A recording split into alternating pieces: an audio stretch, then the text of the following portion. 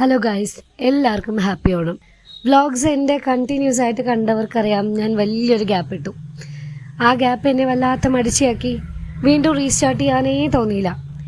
ഇന്നലെയാണ് ഒരു video post ചെയ്തത്, എൻ്റെ ഏറ്റവും ഹാപ്പി ആയിട്ടുള്ളൊരു ദിവസം.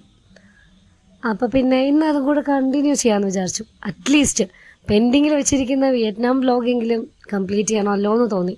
ബിക്കോസ് അത് എഡിറ്റ് ചെയ്ത് വെച്ചിരിക്കുവാണ്. ഞങ്ങളുടെ ഈ ട്രിപ്പിൻ്റെ വലിയൊരു പ്രത്യേകത എന്താണെന്നറിയോ? ഒരു ദിവസം പോലും സമാധാനത്തിൽ ഉറങ്ങാൻ പറ്റിയിട്ടില്ല. കാരണം എല്ലാ ദിവസവും ഞങ്ങൾക്ക് ഏർലി മോർണിംഗ് ആണ് ട്രിപ്പ് സ്റ്റാർട്ട് ചെയ്യുന്നത്. അന്നും അതേപോലെ ധനാഗന്ന ഹനോയിലേക്കുള്ള ഫ്ലൈറ്റ് രാവിലെ 8 മണിക്കായിരുന്നു. അതിന് 7 മണിക്ക് മുന്നേ നമ്മൾ അവിടെ എത്തണം. അതിന് ഞങ്ങൾ 5 മണിക്കൊക്കെ എണീറ്റ് പെട്ടെന്ന് റെഡിയായി. എയർപോർട്ടിൽ എത്താനുള്ള കുറച്ച് പ്രോബ്ലംസ് ഫേസ് ചെയ്യേണ്ടി വന്നു. ഞങ്ങളുടെ ബാക്കിൻ്റെ വെയിറ്റ് കൂടെ ചെക്ക് ചെയ്തപ്പം വെയിറ്റ് ഓവറായിരുന്നു.